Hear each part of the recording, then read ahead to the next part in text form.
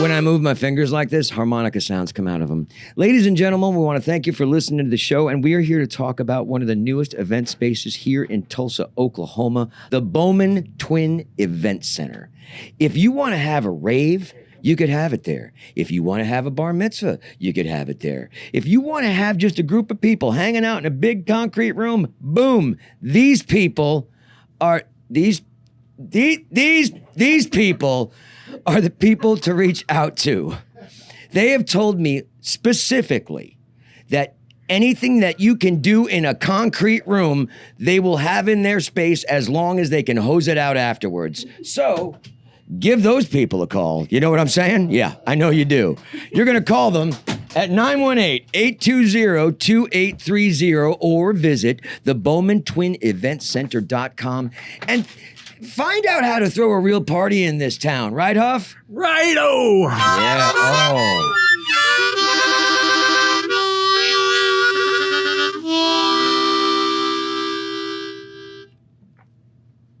Enjoy the show.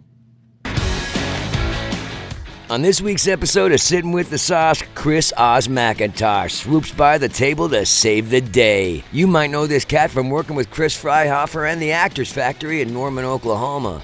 Or many of you might know him from his award-winning film, Flint. This family man has found himself at the intersection of luck and opportunity many times. We're off to see the wizard, and his name is Oz. Sitting with the Sauce, coming to your ears right now. Produced by Streamliner. Ladies and gentlemen, welcome to the table. You are sitting with the Sosk. I am PJ Sosco. I got the Huff behind the camera. Say hello, Huff. Howdy. And what the fuck was that? Hey, wow. It's going to be a good show, ladies and gentlemen. You sip that coffee. That's coffee. And who do we got on the boards? That's Sasha. Say hello, Sash. Yeah, hey, we're down. We're out of Tulsa, Oklahoma here, ladies and gentlemen. And thank you for joining us. You are listening to this podcast because we talk about the independent film world, soup to nuts, from page to screen and everything in between. And I have a gentleman sitting at the table right now who is, I know personally, was a delight to work with. And he is a guy that is a mover and a shaker. And if you have gone anywhere near the Actors Factory, you know him as Oz. This is Chris Oz McIntosh sitting at the table right now. I had the pleasure of joining this man on a film that was called Flint. And we've gone through the film festivals here in town and had a lot of success with it. It is a joy to have you here, sir. Thank you and welcome to the table. Yes, thanks for having me, man. Good to see you. You hail from Oklahoma? Yep, Oklahoma City, born and raised. Born and raised. That's right, yeah. So never left, never went to a coast, you stayed here. I live about 10 minutes from where I grew up, yeah, right now. Really? Yeah. So film, how you come around to it? Oh, boy. I mean, I imagine it's not wholly different from a lot of people, but I just love entertaining people. I love making people laugh. I love making people feel something. So I was in all the school plays, and when I was a kid. As an actor? As an actor. Oh, you started on the boards. Started as an actor. Oh, I'm perking up. And yeah. And, a lot of it goes back to started as an actor, and then at some point in elementary school, I don't even remember when it was. It's elementary school. Elementary school. Yeah, go. My dad showed me this film that he made in high school. He went to Putnam City High School is where he went, and he made this film called Putnam City Man. Mm-hmm. And this is right around the time Superman came out with Christopher Reeve. Oh, wow. Richard Donner. And this was his take on a superhero. This is a student film that he and a friend made that's about 25 minutes long, which is pretty long when you're a kid in high school. Dude. And you've got like... It's pretty long if you're an adult. Exactly. Coming out of film school. Exactly. And it's like, I don't know if it's 8 I can't remember anymore if it's 8mm or 16mm or what, but you know, they did all the in-camera effects. It was like an ode to Superman, but he's the superhero of the school. Oh, wow. And so they've got all these in-camera effects, you know. Was it like the origin story? Or was it like something? It was Richard Donner's Superman, but 25 minutes and out of school. Oh, wow. And so, you know, a kid is sent from the planet Pluton instead of Pluton and lands on the planet and, you know, is raised and becomes this, you know, hero. And it was like actually really entertaining. And wow. they did a really good job. Like it's not some, like you watch it now, you go, 2 16-year-olds made that. Like, well, what does your dad do? He's an engineer. So he didn't go into the arts at all, but he was super artistic. You know, an engineer would have been, I wish I was passionate about that. Oh, wow. But well, yeah, no, I did. You understand, I'm sure. Yes. But, you know, I saw that and was like, holy crap, like I could do that. I could do that. If my dad is 16 years old could do that, yeah, maybe I could do that. And so, and I think from then on out, it was just, you know, eventually I got my own little camcorder and started making the student films. Right. You know, I'm acting with people in plays at school, but then we have a science project and I would go, now I think it's pretty common listening to my wife, who's a teacher, talk, but in high school, video projects weren't a thing. Nobody did video projects. Right. And now they're doing like documentaries. And now shout out to Mel sitting in the studio audience tonight. Yeah, exactly. But we have like a science project poster board, and I would go pitch to the teacher, hey, could I do a video project instead? Oh, wow. Or could I do it and usually the answer was like, no, or maybe, yeah, you can do a video, but it'll have to be extra credit. And because that was my passion, sure. And my buddy Ryan and I would be like, yeah, let's do a video. And so it just kind of went from there, acting in plays, watching my dad's film Putnam City Man, which I need to show you someday. I would love. You would be really into that. Yeah. And then the video projects in high school, and because I've met your pops, now I kind of really want to see that. Yeah, man. Yeah. And it was just, I wanted to do something I loved when it came time to. Shout out to Pops for throwing it. We're going to do a shot to Pops. Black Label, is that okay for you, sir? Yeah, let's do it. For starting off the journey and for supporting this man and his dreams of becoming a filmmaker, because you, I have to say, my man, are quite the filmmaker. Oh. Coming from doing this for a long time and seeing a lot of people come by and work with a lot of people. Well, back at you, It was buddy. a really good time filming with you. Ooh. Yeah, sitting with the sauce. Sipping with the sauce. Sipping with the sauce. There we go. All right, so Dad shows you the superhero film. You're like, fuck yeah, I want to do movies. Yeah. So, was there schools around here? Did you go away to school? Was there any sort of program? So, to seek out? Yeah, that's a good question. I was looking at schools in LA, UCLA, all these places. And when it came time to like actually go, it's like, here I am, I'm 18, time to go to school. I'm like, holy crap, like I'm a family man. I'm so close to my parents, so close to my sister. Yeah. And I just I was not ready to be so far away. Cause like my parents are my parents and my sister, but they're also my really good friends. Yeah, they're tight, man. I could see y'all are very tight. And I just didn't want to be that. Which is a beautiful thing to see. It is. Yeah, thanks. And I didn't want to be that far away from them. And so I started looking closer and I ended up deciding on OU. So you were scared. Well, I don't know if scared is the word, but I just didn't want to be far from everybody I loved, Sure. And the security that you have with that, because they understand and believe in you as an artist and in your dream. Totally.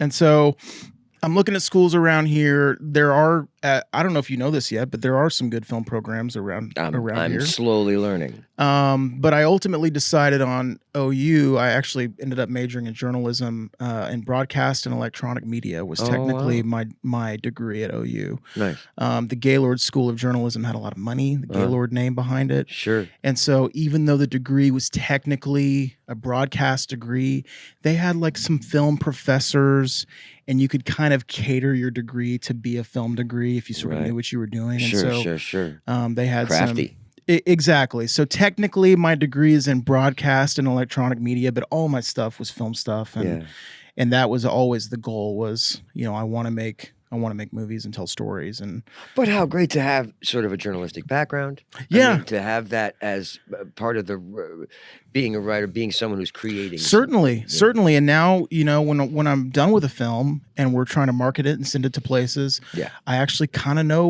a little bit about what a press release is and Right. marketing and stuff like that. Yeah, you know, It's so important. which you have to do. You know, have to- I mean, I talked to you from the get-go when exactly. we were going, dog. Yeah. And I told you I'm going to have it. Yeah. And- no, you did. And you you did. like the poster. I do. I thought it was sharp. No, I thought the whole thing was sharp. Yeah. There was early. So can I tell the story? Sure. Yeah. So when we first, you were on top of your game and putting together like publicity for the piece before we even shot it. Before you even shot it. So he had like sort of like a silhouette of two characters. But we don't know who the actors are. You don't know who the people are, so it's just random person and random person. So, but in general, there was a good sense of a poster. There was a couple plays that I've done along the way. There was one called Spike Heels, which I loved doing. And they had to shoot the thing, but I was out of town, so they had to shoot the thing with people that weren't in the play. Yeah. As part of like the thing. And I was always really bummed out, like, wait, that's not fucking me. Shit. Right. People are like, what's this dude doing? Right. Where's that guy? So I was very like, if you're going to use, and you don't need to use us if you don't want it to be an image, but if it's going to be an image, then it's got to be either Tremblay or some combination of us, or don't have it be me, but then don't have it be some random stance person. And I was smart and got the galleries of you guys. You did on that last day. Yes, you did. Remember you was that? Very, very smart. Remember that? Yeah. No, you had like a whole situation, but that's because the Burns brothers. You got, they know how Are to amazing guys. Oh my Lord! So the guy who was doing all the BTS shots, beautiful work. I've worked with him now a couple times. They're the Burns brothers, which will both be on the program at some point, very, very soon. They should be. He then set up like a background and got all of Jacob and myself and the pertinent people in front of this backdrop to sort of have something to play with. I didn't even know what it was going to be. I just said, give me, because we had stuff to set up for our last thing. Yep. And it was going to be a super short day. Yep. So I was just like, why don't you set up a thing? I know you're a fantastic photographer, and just shoot the guys while I'm setting up the scene. Yeah. And I just trusted him, and then the shots were I've perfect. said before on this program, do what you can with what you have with where you're at. And that is a perfect example of that, of having the idea, like, I don't even know what I'm going to do with it, but I have this mad awesome photographer. Let him just fucking have a photo shoot with these peeps. Because at that point, I was all looking nice and getting the job interview and stuff at the end of the film. So it was like a perfect opportunity to do that. I've used those shots. I love them. Yeah, man. Oh, that's true. You have. There's some nice shading. Some of your cool. Yeah, your BTS, my things, Instagram, all my Sosco spliffs. My Sosco spliffs. I watch them. I watch them. Dude, I put a lot of thought into that. I know you do. Anything that you put out there, ladies and gentlemen, don't just put it out there. Look at that edit. Make sure that you're interested. If you're losing interest in your stuff, then Lord help you. Less is more. It's true. I said this to this cat all the way through the journey. Yeah, you did. But you did not listen to me. And then so sometimes I did. Yes, no, of course you did. No, and you were beautiful to collaborate with. So we go to OU. Yeah. And we have a journalistic ish thing where I'm gearing it towards film. What's the next step? At some point, it's like, I don't know if I've been there 2 years or 3 years, and it's like I need to sort of get my foot in somewhere to the film business so that when I graduate, I'm not just like, what now? Right, you know what I mean? Sure. So, Chris Freihofer, who you know. Yes, I do. Yeah, well, shout out to Chris Freihofer, wonderful casting director in the area who, if pictures come through, they usually go through Chris. Yeah, and you've been casted. I have. So I have had many an opportunity. Chris, thank you for employing me many a time, my man. Yeah, we wouldn't be here if you hadn't. That's right. Yeah. So anyway, he's in Norman, 10 10 minutes from OU. Yeah. And it's a casting office, which is I wasn't looking to be in casting or anything. Sure. But I was like, that's close by. It's directly connected with the industry in some way. What can I do? So there were at the time, now it's a little bit different because COVID is the physical office itself is not as active. It's much of it self-tapes, as you know. Yeah. But at the time it was a more physical hop-in office with casting, and there were internships. And so I interned for the summer. And there are these I've told you about this. There are these summer camps. Yes. Which is it too? Can I get into this? Yeah, now? Please do. Yeah, because I wanted to discuss, because the Actors Factory is a spot that if you want to get involved in filmmaking, this is a place where you could seek out some understanding, some knowledge. So please. And if you're into if you want to be into acting, and you've never acted a day in your life, or you've acted a bunch, it's a place to plug into. Yeah.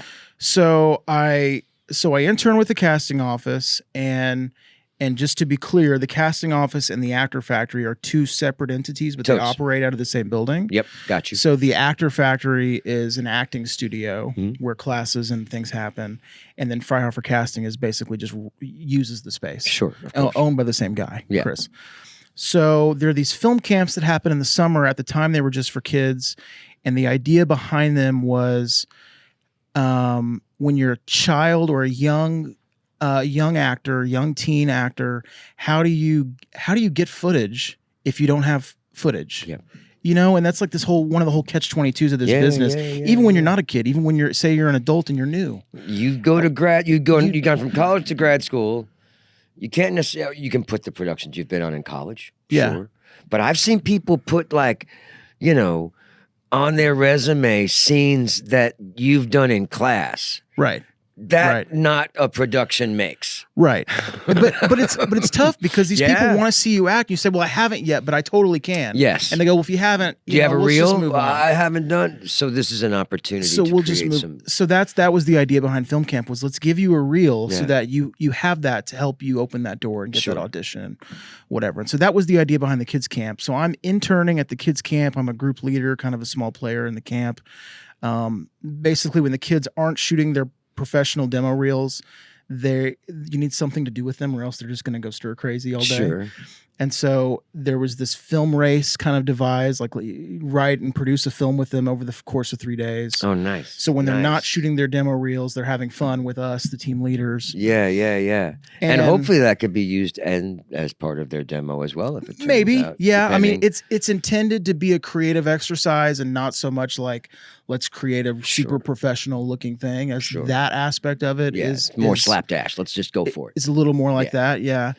But we're doing this thing, and long story short, the editor at the time for the camp basically had a mental break.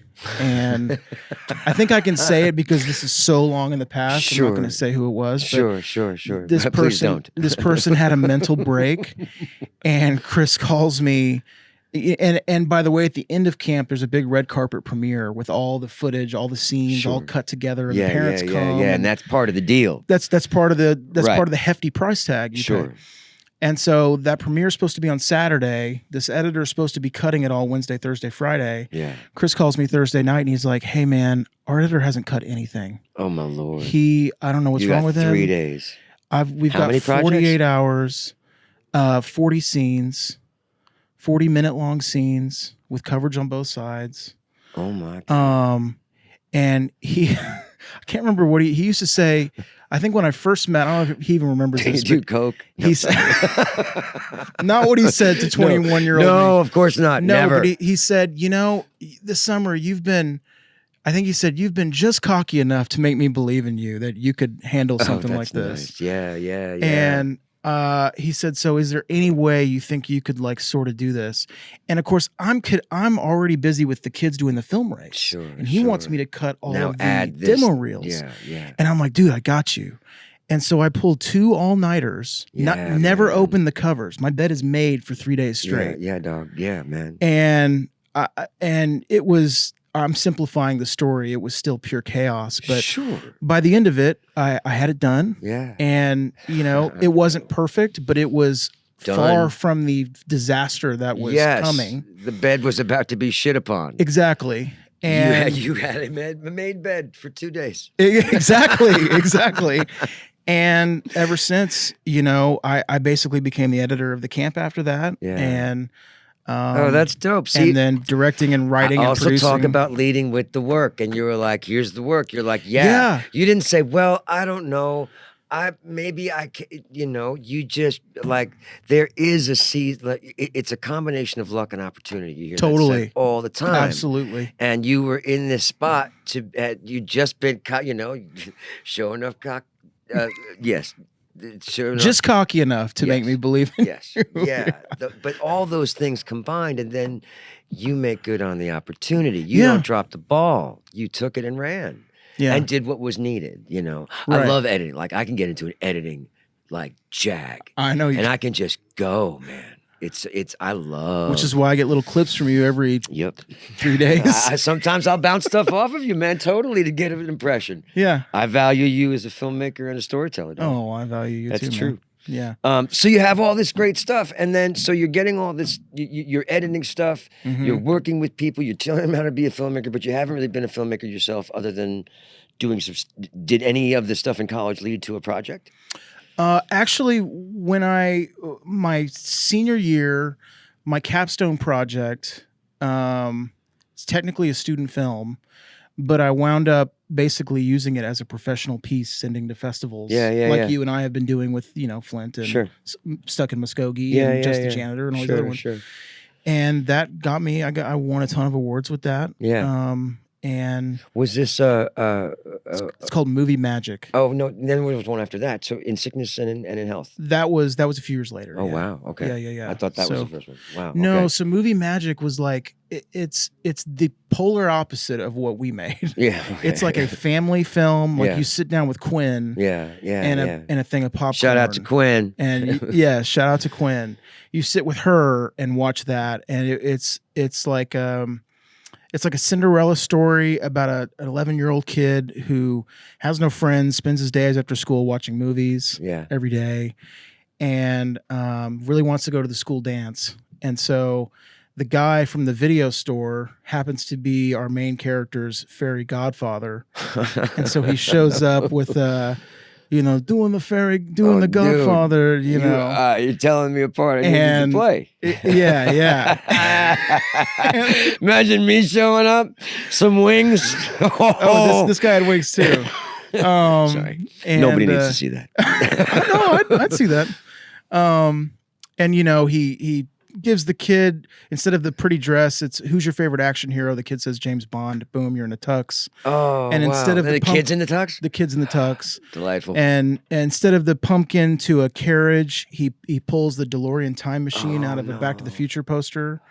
And so should we go down this road? Where did the fucking DeLorean come from? That's why we're here. Yeah. Yeah. So a year. Because this is this is the journey of a filmmaker in Oklahoma. Yeah. Okay. Yes. How did you pull a DeLorean out of your ass? Please. So, and not only is it a DeLorean, it's the time machine DeLorean. Right. It's not like DeLorean. It's like a DeLorean outfitted with Doc Brown's stuff all over it. Here. And so a year or two before, I'd gone to a Huey Lewis and the News concert. Of course you did. Which I knew you were going to say. No, I love you. I had my Huey Lewis face for a while. I like happy music. Yeah. Yes. So I go to a Huey Lewis and the News concert, and in the back, and this is a few years before Movie Mad. I'm probably a freshman in college. Honestly. Okay. Probably 18, 19. We're in the back of the I'm one of the first people there, of course. And so, because you're a huge fan of Huey, I really kind of am. And so we're hanging out at the back of the venue. There's like nothing to do because the show hasn't started yet. And somebody has brought a DeLorean time machine to just sit in the back of the venue during the concert because it's Huey Lewis. Sure, of course. And I'm like looking at it, and I'm like, this thing is amazing. And I'm taking pictures with it, and the guy's like, yeah, man, take selfies, take pictures, sit in the car if you want.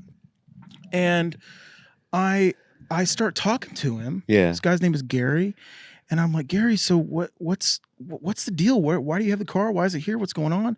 He's like, oh, I run a website called BTTF Parts. And the Back to the Future nerd that I am, I'd heard of this website. And it was like it was like a blog basically chronicling this guy's journey, turning his DeLorean into the time machine, And he just happened to live in Oklahoma. and he just happened to live in Norman. And I didn't know. I didn't know. Oh my Lord. And I'd seen this guy's website before, and even his name, I think I went, Gary, that's right. That guy's name is Gary. He lives in Norman. Yeah. And he was like, yeah, I just heard about the concert and just thought it would be cool. And yeah, I brought it out and talked to the people, and here we are. And so fast forward 2 or 3 or 4 years, I write this script for this capstone project, and I remember sending it to my parents. And in the back of your mind, I'm gonna this get cat. that. I'm gonna get, and I haven't talked to him since the concert. Of course. He doesn't owe me a thing. Yes. And it might not even remember you. Might not remember Could me. have been, who knows? Who knows? Yep. And I remember sending the script, again, family man. Mm-hmm. I talked to my parents frequently. I Right. sent them the script, and Mom goes, "What are you doing with a DeLorean in your thing?" Right. And I'm like, "I'm going to convince that guy from the concert to let me use his car." And she was like, "Don't. This is just lots of problems.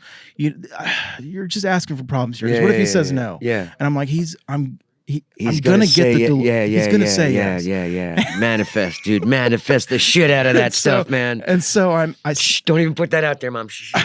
right. Yeah, totally. And so I send him. I find his old email in one of his old blog posts. Yeah. And send him an email. Don't hear from him for weeks. Send him another email. Haven't heard from him. And how it is making a film. It's a lot of work. You get a window of time, and it's all based on that. If you don't have that, you're fucked. Yeah. Or you're not fucked, but it's gonna look like shit. Right. It's not gonna look like a fucking DeLorean. And exactly. And I'm like, I'm trying to book actors. I'm trying to get my friends to be the crew, and no one's getting paid. I mean, it's a student film. Of course. So hopefully everybody's gonna actually show up when they say they're gonna show up, and blah blah blah. And I'm like, the window is narrowing. I still haven't heard back from Gary, and I don't remember really what exactly happened, but I just finally, as the time was dwindling, heard back from him. Yeah. And he was like, "Yeah, let's try to make something work. I can only do this day or that day. Let me know what you think." And I was just like, I guess it's happening. And so we set up a thing, and a lot of the sequences are the characters driving around in the car too, which I hadn't really figured that part out quite yet. So this guy says you can use this car, and you're like, you've written in that people are going to drive it. Yeah, and there's a 12-year-old who drives it at one point. Lord, you got a 12-year-old driving the fucking car. The DeLorean. And so, yeah. And inside the Gaylord School of Journalism, there's a 12-year-old. Eventually there was. But there is a green screen. And so could I get the car in front of that green screen? There's kind of a big loading bay door. I don't know about fire codes. I don't know. Oh, my Lord. But there's a big loading bay door. Maybe we could get in front of the green screen. And you do. And so I'm like, we got to try to get it in front of a green screen. There's a lot of driving sequences. He's like, okay, cool. Well, if we're shooting Saturday, why don't I try to bring it to you on Friday, and let's just see if we can get it in the loading bay. There's like a door here and a door here, and then here's the room. So you got to get it through a real tight 90-degree turn. And so he brings it out Friday night, and my pal and I are sitting outside of the back of the School of Journalism, like, is the DeLorean time machine really just going to pull up here? And it does. And Christopher Lloyd comes out. Oh, do you want to make a movie, Marty? And so sorry, Sash. Sorry. So I'm pounding the shit out of the table. So he I know. Fuck off. So he pulls up. It's a good story. And we're like, okay, let's see if we can get it in. And get it in. We need to get to the get it in part. He makes it like a 15-point turn. Yeah. Gets it in the studio, and no scratches. And he's like, okay, so we'll just leave it here tonight and come back tomorrow, right? Because I can't make that turn again. Yeah. And I'm like, you haven't talked to anybody about that. Nobody. I have no clearance to do anything. You have no clearance to even have the car in there. No. You've done. Oh my God. So because sometimes it's better to ask forgiveness than permission, right? Yes, it is. So we leave it there overnight, so nobody knows. There is a DeLorean right now. There's a DeLorean time machine sitting in the Gaylord School of Journalism. What do you call the principal and say, "Oh, so by the by"? You don't call anybody. You wait until somebody calls you, and they never did. And so we went and shot, and we were there for we shot. Some maintenance guy came in that morning, saw that fucking thing there, and just left. Just closed the door. No, he left. He left that day. Yeah. Never came back. Here's to that janitor. There we go. Yeah. Just the janitor. Ooh. Good movie. All right, so fast forward. So that's a wonderful thing, and you get a lot of notoriety. You do another one, that gets some notoriety, and then we do Flint. Yes. How do you go from what makes you want to make this? Because Flint, please explain the movie. To okay, make it short. It's a podcast. It's the best thing to do. Was that your way of telling me the last story? Oh my was way too long? God, Jesus! I couldn't reach. I couldn't reach. No. I couldn't reach. Okay, you played it. All right. No, not at all. It was all great. Flint's a psychological thriller. Boy is sent to a rural group home where he struggles with the head counselor's unorthodox methods. Mm-hmm. Is our log line I ended up with. Nice. And as far as how did we get to Flint, my rule for directing a project is every time I direct something new, it has to have the potential to be better than the last thing. Sure. If it's not even the potential, I really need to believe this is going to be better than the previous thing. And that's a little bit tough, but Flint was just it fit everything. The previous film I did was called Stick Up. It's like an action comedy, completely different from Flint.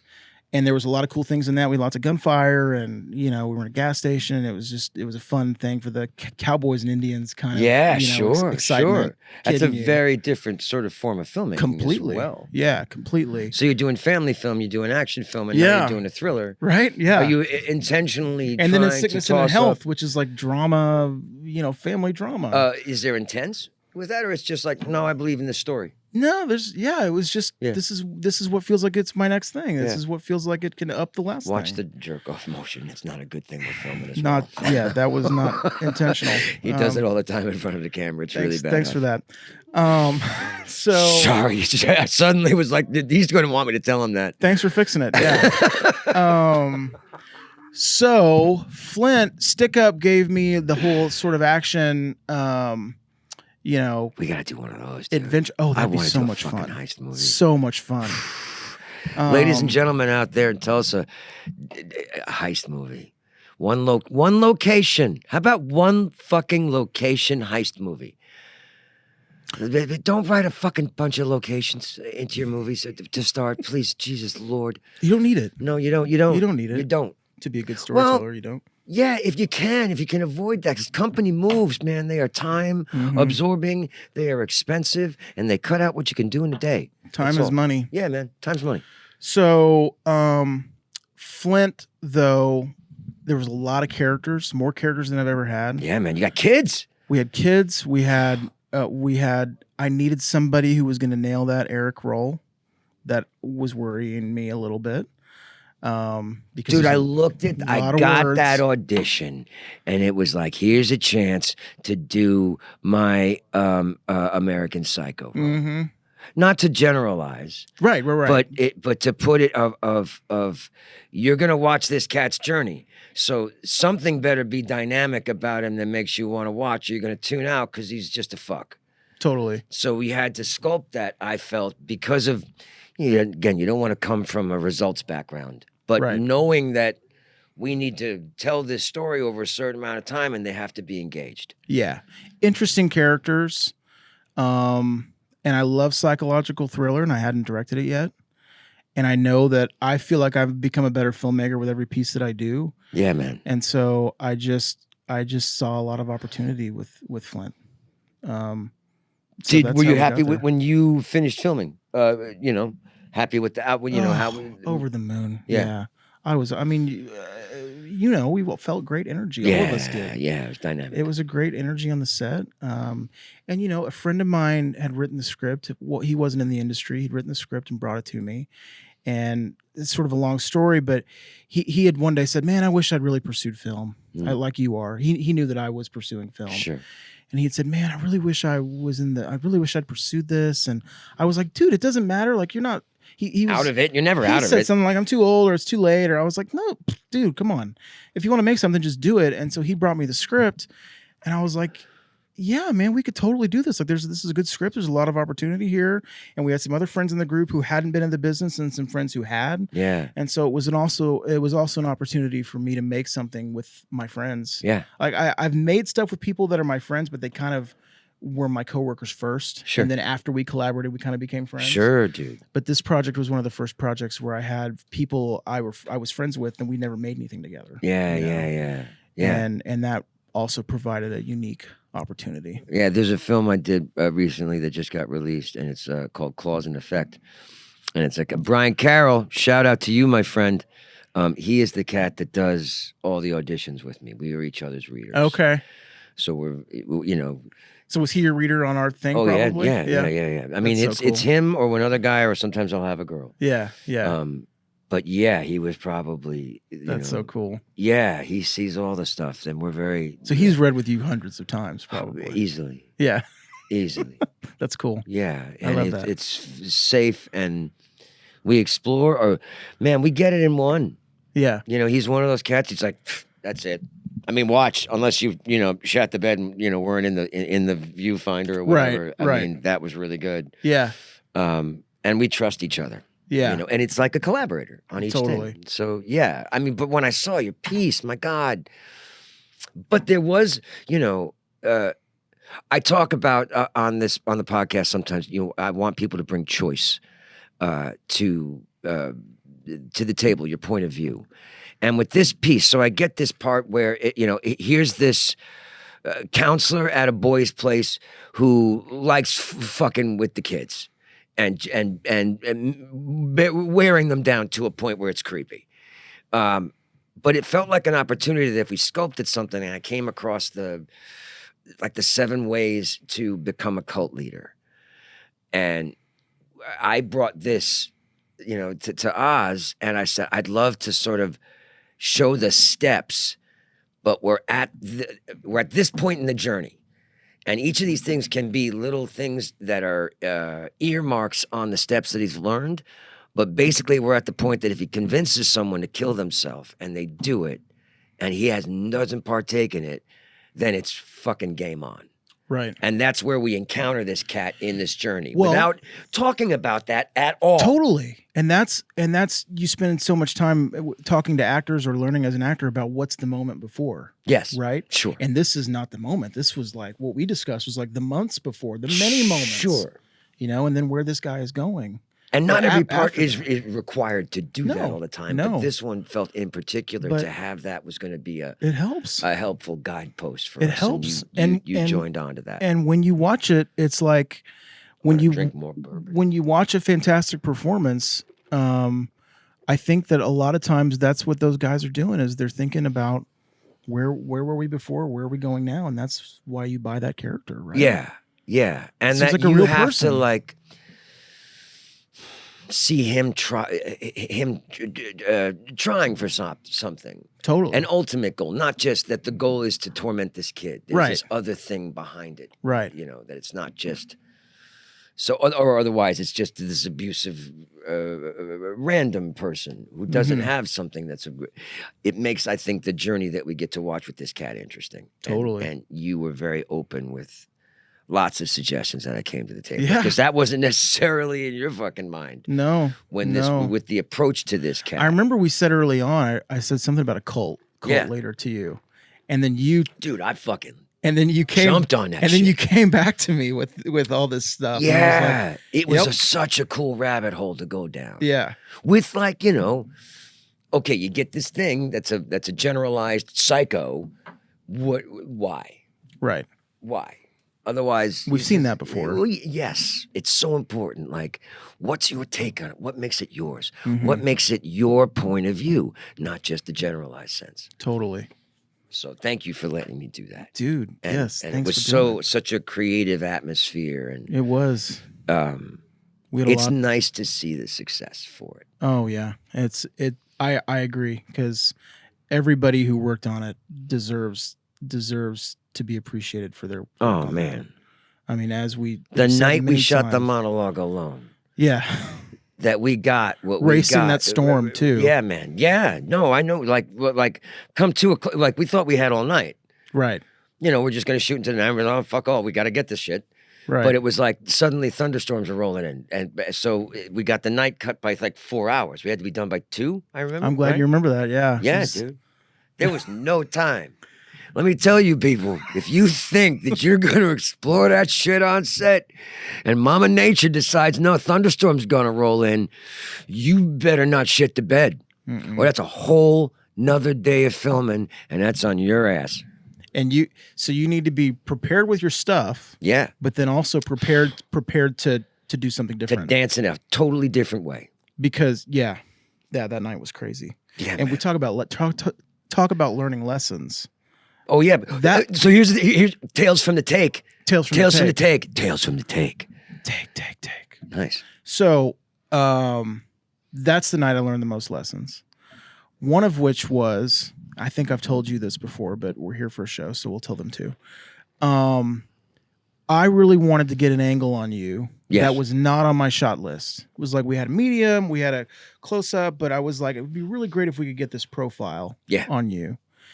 And obviously we have less time than we thought we were going to have for all the stuff I'd prepared to do. Yeah, we do. So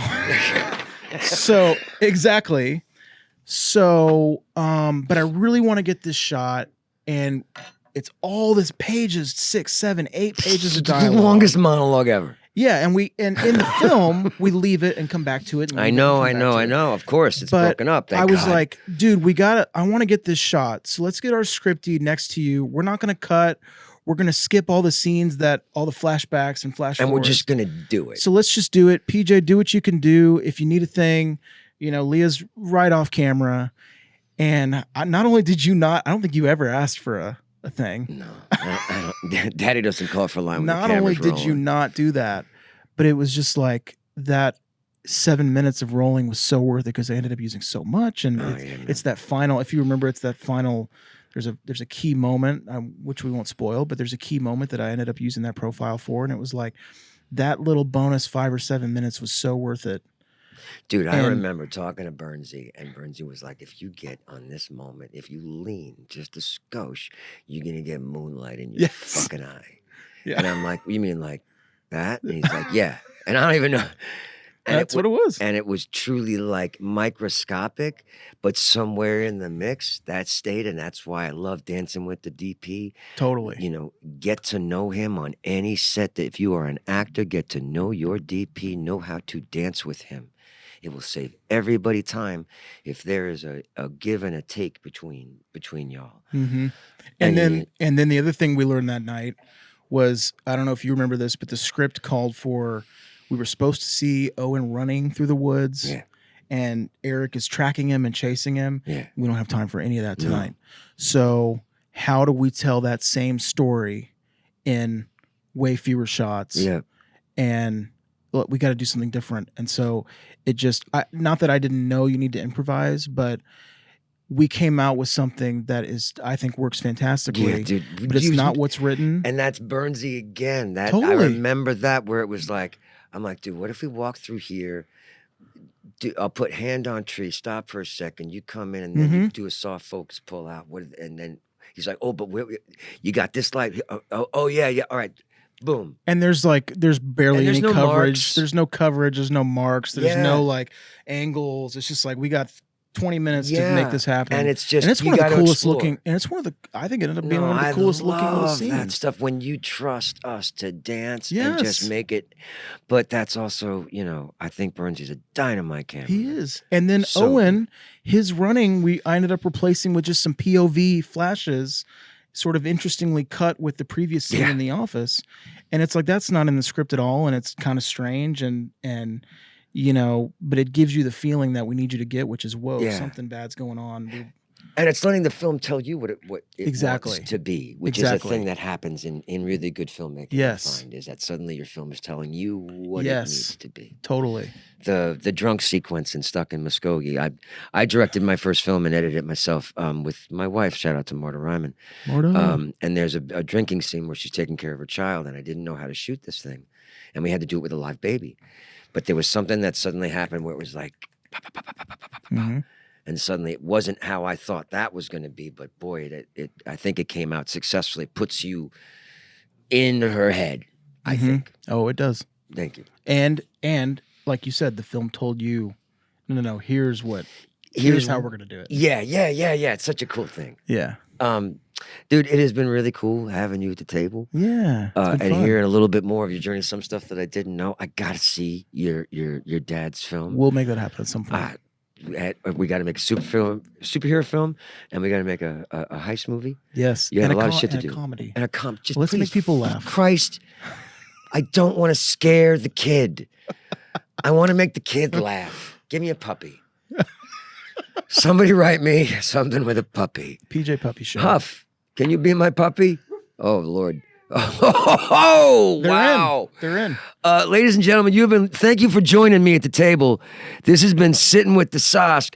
I'm going to go out with a nugget of knowledge. How about a knowledge nugget for everybody? We're going to leave today's show with a nugget knowledge from Chris Oz McIntosh. Go, a nugget of knowledge. My nugget of knowledge, be ready to save somebody when they're when they need an editor last second, when they need a hand last second. Be ready to save, because so much of, if we're talking industry, so much of my career, if that's what you want to call it, has been swooping in. Yeah, be the one that saves the day, dude. And be the one that saves the day. Oh man, yes and. Yeah, exactly. Dude, I love that. Yes, this is a fantastic point. In New York City, there were so many times where somebody got sick, or they lose somebody at the last minute, or they got a show and they just got to bail on a reading. Can you do this tomorrow, PJ? Yeah, and it's like, yeah, can you do this tonight? Can you do it? And it's like, yeah, let's rock. And I mean, man, when you get the opportunity, don't hesitate. Unless you think you're going to shit the bed. If there's bed shitting involved, then maybe don't. Please, know your limitations. But then you didn't know what you could do with the stuff with the actors. Yeah, factor. the answer was don't. Yeah. The answer was don't. Yeah. Shit the bed. Don't shit the bed. Yes. Just don't. So, ladies and gentlemen, don't shit the bed, but come back and join our table for our next episode, which will be next week. Thanks for listening. You've been listening. Thanks for listening. You've been listening to a redundant host saying thank you for joining Sitting with the Sosk. Oh God, yeah. Oh no. Thanks, y'all. Come back to our table next time.